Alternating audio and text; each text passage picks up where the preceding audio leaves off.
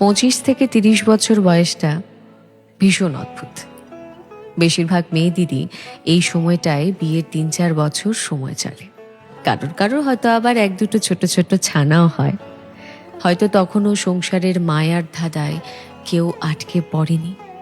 তবু হঠাৎ হঠাৎ করে আয়নায় চোখ পড়লে সেই কিশোরী বেলার মতন অনেকক্ষণ তাকিয়ে থাকা আর হয়ে ওঠে না।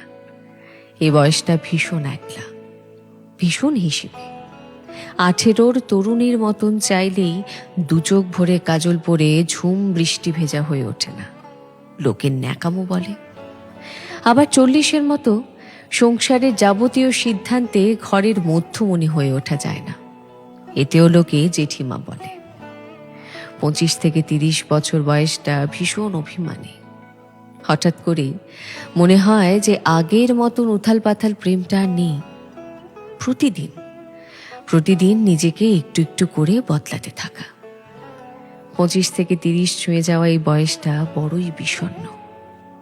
একটা ভীষণ চঞ্চল পাখি খাঁচায় বন্দি হওয়ার অনেক দিন বাদে পালাবার আশা ছেড়ে দিয়ে খাঁচাটাকে ভালোবেসে ফেলার মতন বিষণ্ণ।